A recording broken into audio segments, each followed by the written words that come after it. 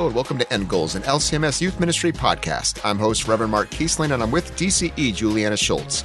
We are here to bring parents, church workers, and lay leaders discussions and resources to help your youth ministry meet its end goal, which is young people who are disciples of Jesus Christ for life. Today we're going to talk about parents who are also youth leaders.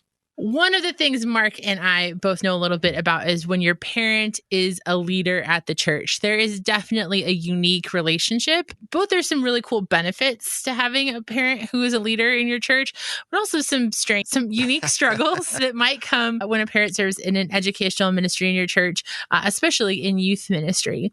And in that adolescent time, as you're trying to gain some independence, but also having your parents close by in church and in youth ministry. So we're going to spend some time in this series as we're talking about parents, talking about partnering with parents who are also youth leaders and some of the unique growth opportunities, but also some struggles that you might have being both of those things at the same time. And sometimes staff members are going to find being in that situation, which of course maybe creates another level of relationships and things to be connected within the church. We also know that many lay leaders who jump into youth ministry do so because they love a young person and have a connection with them. And we certainly see that when we look at adult leaders who are coming to maybe a youth gathering or other events. They feel passionately about making sure their child has a healthy Christ-centered youth ministry experience. So they step in and they make it possible for many of their congregational youth to have that as well. Yet, stepping into that dual role of parent and youth leader can be perilous at times. There are always ways that this can add extra pressure to the parents, and it can be difficult for the youth as well. As again, as Juliana was saying, they're trying to form their own identity and independence, and having maybe mom or dad around can kind of get in the middle of that sometimes. Right. Churches, as a church leader, you love having parents who are extra involved in youth ministry, but that also can have their own impact both in the church and I feel like in their household as well, maybe in ways that you don't always see. We know there's lots of youth leaders who are filling both of those roles. So we asked DCE Jeremy Becker to join us in this conversation and how he's navigating those roles together. Jeremy Becker has served as a DCE for over 20 years and is currently serving at St. Paul in Weston, Florida. He's a fan of the St. Louis Cardinals, going to the beach and training for marathons. He has a wife, Kristin, and 2 daughters at home. Jeremy, thanks for joining us. Great to be here. Thanks for asking. Hey, Jeremy, we got to hear a little bit about you briefly in the intro, but tell us something more about your vocations, your role in youth ministry, and other things that bring you joy. Awesome. Thanks. Well, I get to serve at a congregation where it's, in terms of called staff, it's the pastor and myself. So while I primarily focus in youth and family ministry, I have found that I have a lot of joy in working outside of that area too, and which is good because I get pulled outside of that area a lot. So I do find joy in connecting with the adults. Definitely love doing audiovisual stuff for the church. And one of my favorite things that I never thought it would be is organizing and running a vacation Bible school.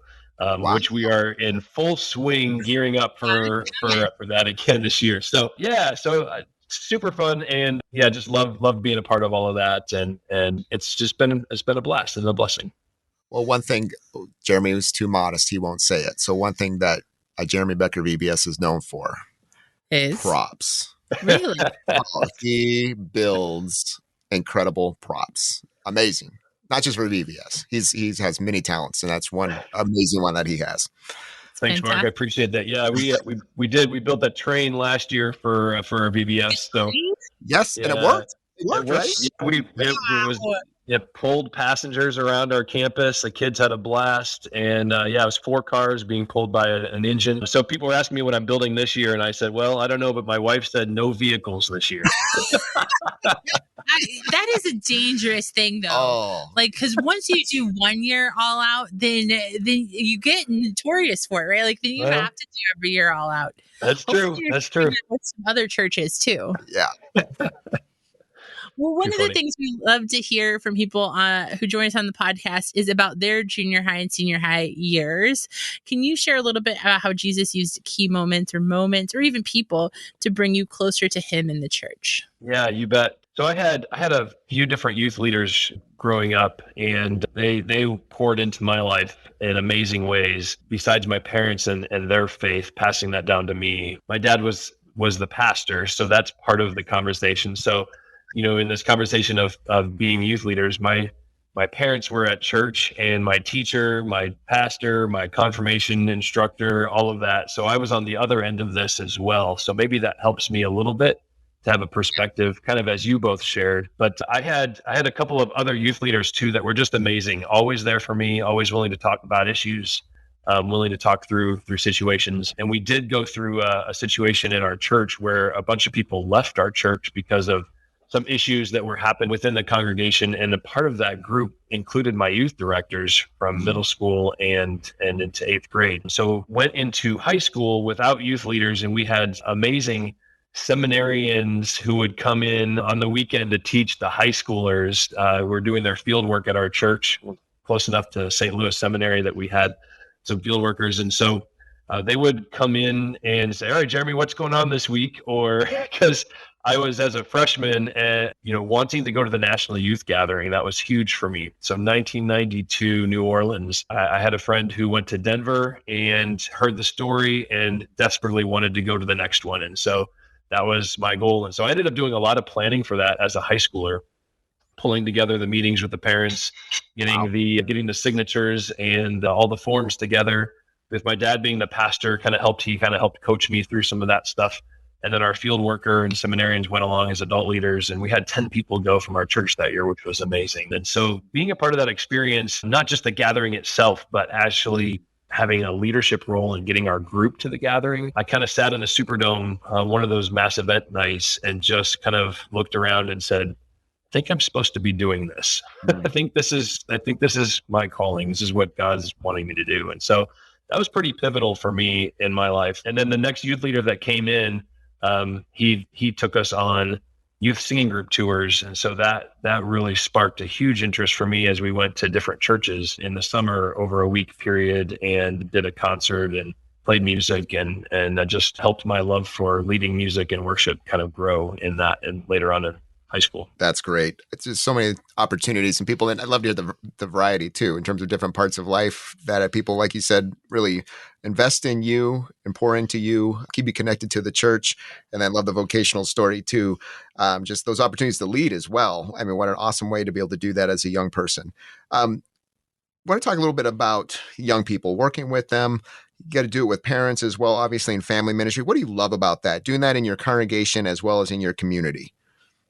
I find that working with young people helps keep me feeling kind of young too. And being at this for over 20 years, it's always helpful to have that. I realize, and I've moved into this role now in this age where I am closer to their parents, and actually now older than some of their parents, than I am closer to them in age. And that's been a weird transition over the last 10 years. But I love the connection with them, keeping me young and feeling young and connected to the age group. But I think mostly it's really watching them discover what it means to have a relationship with Jesus.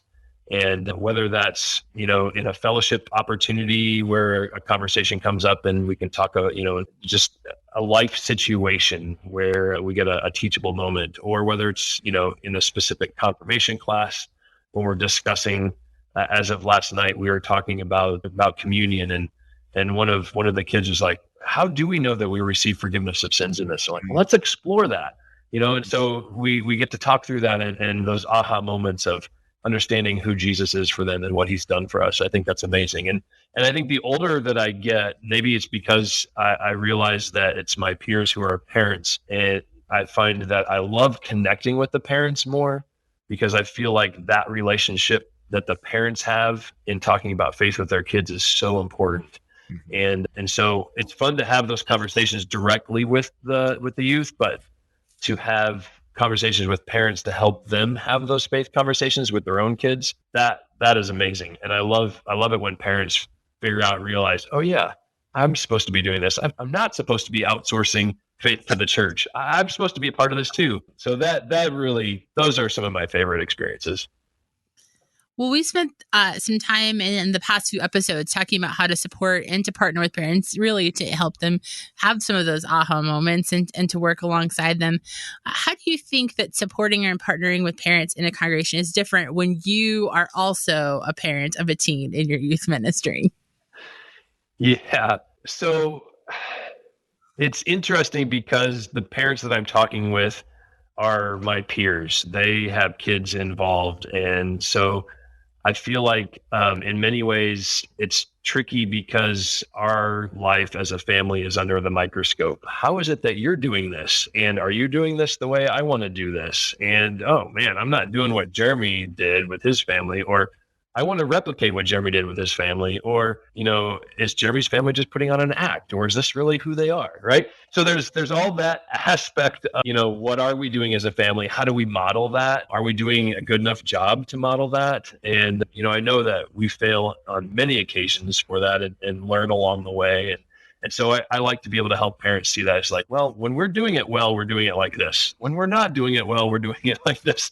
And here's how we've learned to get from one to the end, or here's what we're still struggling with, and just being real and honest to say, not sure how this goes, or this is my first time through this, and that's okay. I remember looking back at this before I was even married and working in youth ministry going, why would a parent listen to me talk about how to parent a kid when I haven't parented a kid?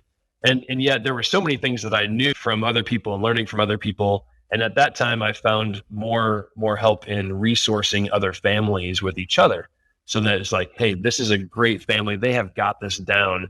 I can tell you how to do this, but here's the family you should watch, right? Or here's the family you should talk with. And so that still is what I like to do, because sometimes we have this right as a family, but I can tell you some other families that when it comes to devotional life, this is the family you should be talking to.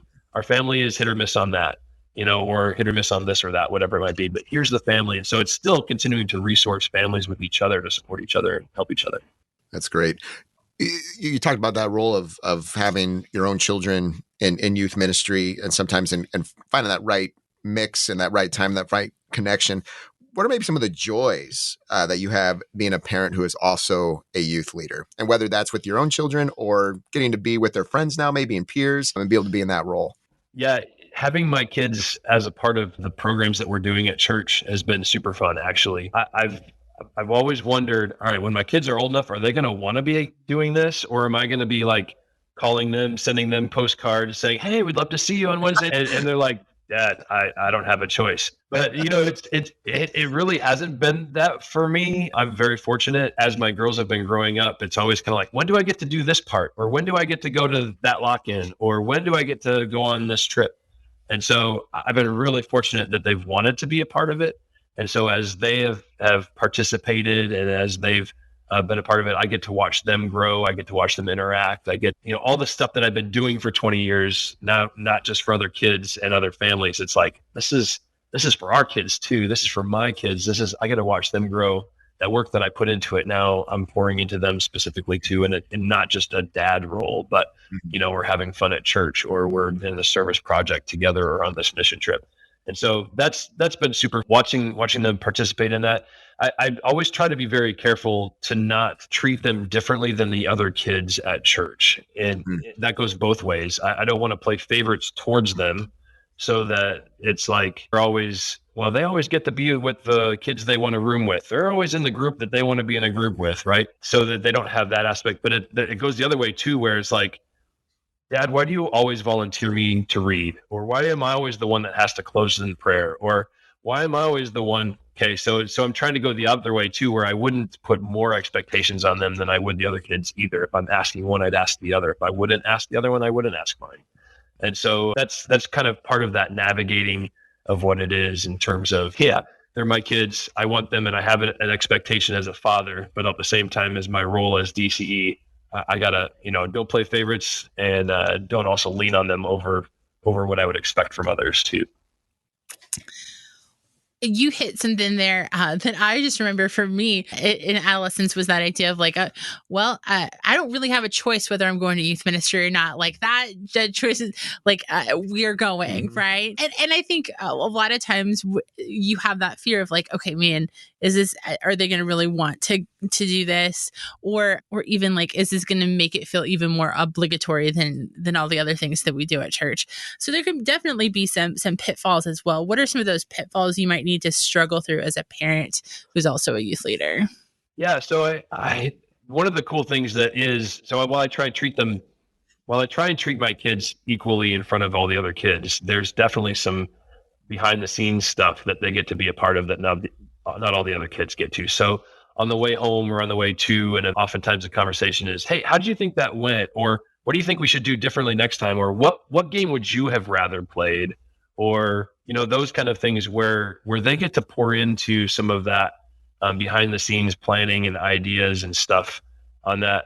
And one of the things that I've liked about that is I feel it gives them a little bit more ownership. So it's not just, hey, our family always goes to church, our family always goes to Sunday school, our family always go to teen nights, our family always, whatever it is, so it's like, no, they'll want to be there because they've had some input in the prep or the leadership, even if it's just behind the scenes with me, kind of one-on-one conversations, letting them know that I'm interested in their opinion and I am going to use them and lean on them for, what are their peers thinking about this? So what are your friends telling you about this? How can we do that differently? Or if you don't know, ask them, because I'd love to know. Mm-hmm. So I think some of the pitfalls that might come into play would, I think I would definitely not be as effective with my own kids if I didn't have them come into that leadership or into that conversation with me sometimes.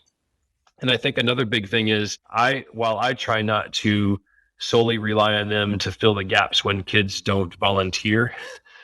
So it's like, all right, what do you mean I don't have anybody? All right, I've got 2 daughters. They're going to come and do all of it for me every single time.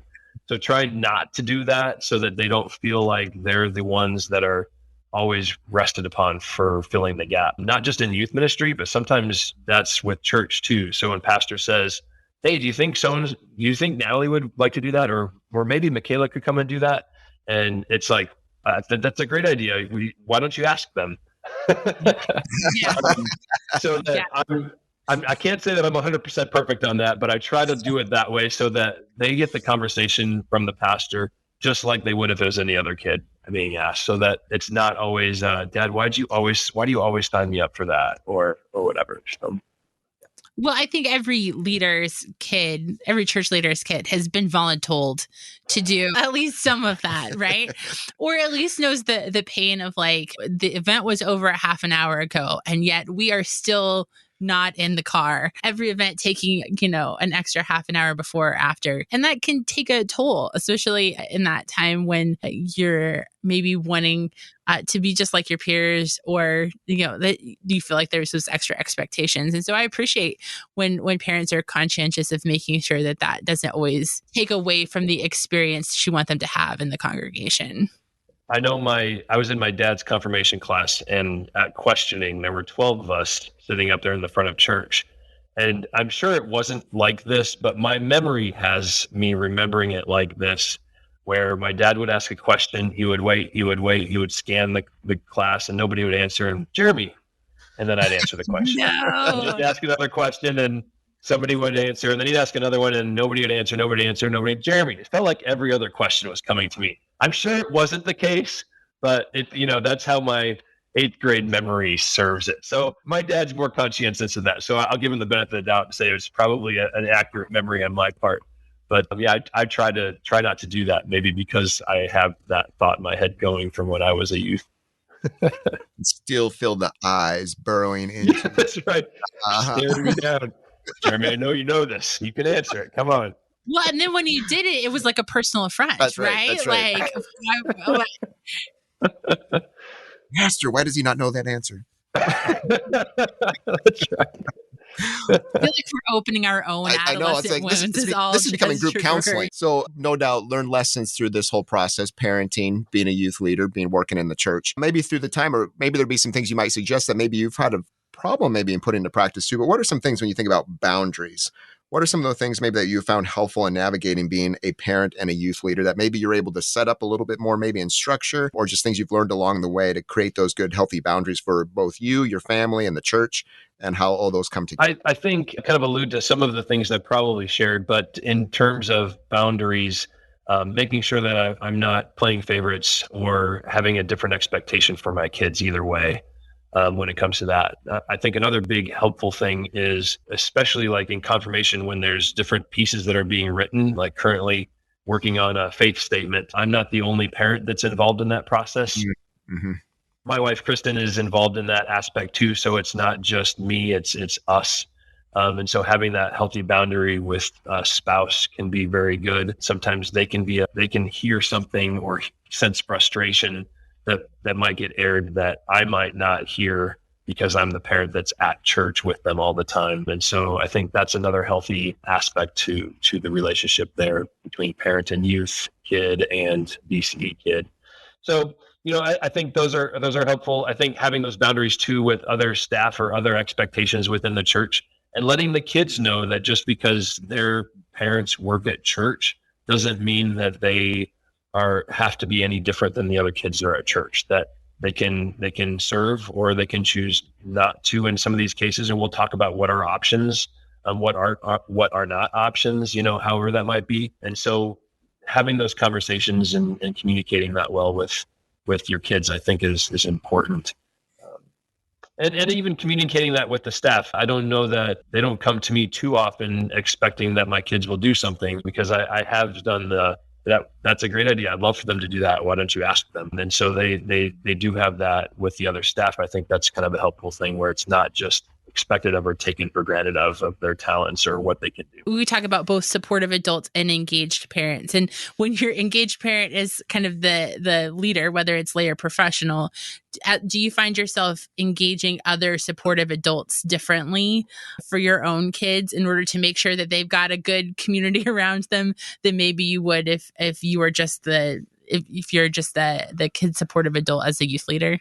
Yeah, that's great. And I probably have deliberately thought of that, but I know that I do that. And you asking that, I'm thinking through that. There's definitely, and we just put our invitation list together for my daughter's confirmation. So I know there's adults that we specifically invited that we've talked to who are faith mentors for them at church besides me, besides the other staff that they know.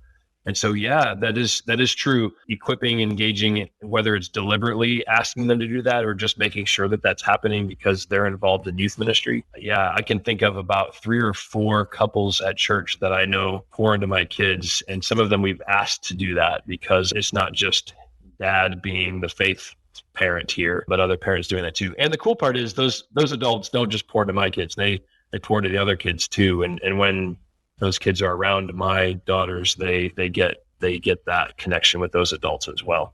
That's one of the things I've learned too. This is kind of off topic, but as I get older and become more of the age of kids, the kids' parents, and older than some of the other parents, making sure that there are a number of younger adults that are closer in age to the kids involved, because I think that's so important for them to see faith role models who are closer to their age and not just, well, you're my parents' age, so of course you go to church. No, these are kids, these are other young adults in their 20s, late 20s, 30s who are pouring into the youth kids. And that's a new way that I've had to think about doing youth ministry to make sure I have that connection. That's great. Well, and I think one of those things that we can try and be conscientious of, especially, as somebody who doesn't have kids, but looking for not just the kids on the margins, but those kids whose parents are at the center, who maybe sometimes do get treated a little bit differently, to make sure that they have other adults that they can check in with and that they can feel like they're just one of the other kids in the youth group with, can be really valuable as well. Yeah. What about being a parent can benefit you in leading youth ministry? Now that you are a parent, do you find yourself leading youth ministry differently because of things you've learned as a parent? Yeah, I definitely do. There are things that I know that I've done that I feel like I would try to sell you to do it the same way I did it because I felt like it. And there are definitely things that I have failed at that I would suggest trying a different way or learning from a different role model besides myself. So there are things that I have, would do it that way differently or do things differently. Bringing in younger people who aren't parents is also, like I mentioned, I think that's huge for me. But I think one of the benefits is I definitely feel like other parents want to connect with me because they see that I'm doing the same thing they're doing. Oh man, so how are you going to do those college visits? Or what is it that you're talking about with your kids as they're going off to school? How are you going to get them connected in the faith? And in the past, I would say, oh yeah, check with this family and this family because they've done it well. That's who I'm looking at. That's who I'm modeling after. And so now that I'm walking through that, it's kind of cool that I've got firsthand knowledge of how that works or how that doesn't work, or yeah, that other family said they did it this way and it's not working for me. So here's what we're doing instead. or whatever it might be. So yeah, that's been kind of fun.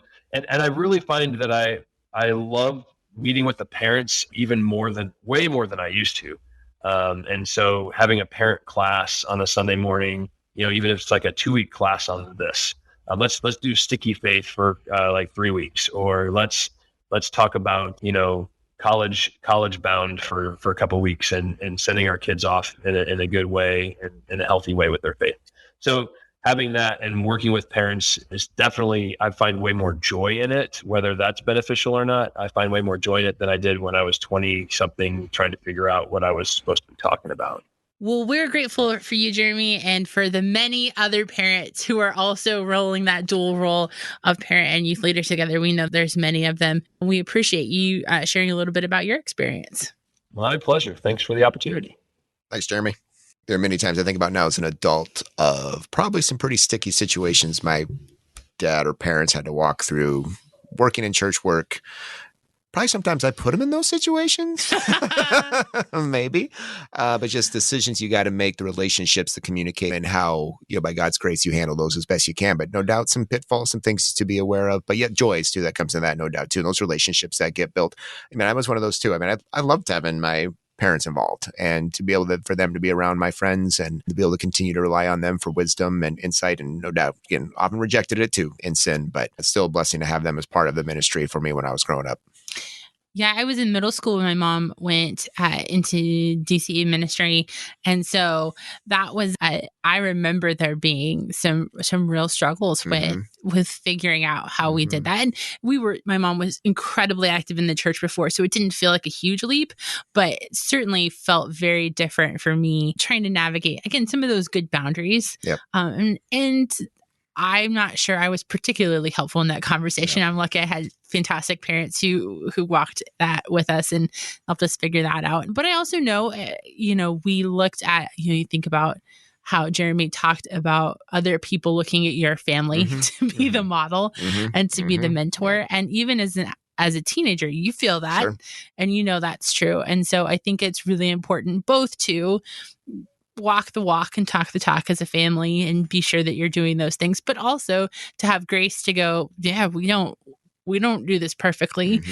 This is a place where, we might still struggle and maybe here's some other families we look at as good models for some of this, or hey, there's lots of ways that we can do this, and this, what works for our family might not work for your family. All really important things to keep in mind as you kind of walk that path of both of those things together. Yeah, I hope too, if you're listening to this and you're not parenting, or your kid you're parenting is not in your youth ministry, I hope too that this may be helpful if you have someone in your church who is doing that, how you can be that supportive adult for them. The expectations can be high, and sometimes having that trusted, supportive adult walking alongside a youth can be huge because it is maybe tough even at home to have those conversations with parents from time to time and to have that additional set of ears and someone who's speaking wisdom into their life and God's word and just being relational with them and understanding maybe some of those pressures is really meaningful for a young person. So even just keeping your eyes open for those opportunities to care for those kids whose parents may be in ministry in your congregation. As a youth leader, often you're looking for other volunteers. You're trying to build that team. You want to have other adults walking beside you. And the parents of the teens who are in your youth ministry are often the first people you think of, the first group that you tag, but making sure that team both has a variety of adults. I love that Jeremy's talking about, the need for young adults. I think the same thing is true for older adults, but that also when you do bring in a parent to be a key youth leader, how are you then making sure that their child is cared for in the same way and conscientious of what that does for that young person as well can be really important. So a few closing questions for you to consider. First, how are you modeling faith development in your own home and being honest about where you might struggle? If you are a parent of a youth in your ministry, how are you encouraging other adults to invest in your child? And then finally, how are you setting good boundaries with your child in youth ministry programming? We will continue to keep you in our prayers as you serve both as parent and youth leader. May it be a chance for you and your child to walk together, learning about God's word and leaning on his promises. We hope that it's a chance for you to deepen your relationship with God and with each other. End Goals Podcast is a production of LCMS Youth Ministry and KFUO Radio. To find out more about LCMS Youth Ministry or to find links to resources mentioned, go to kfuo.org/youth ministry. Thank you for listening and caring for the young people of our church.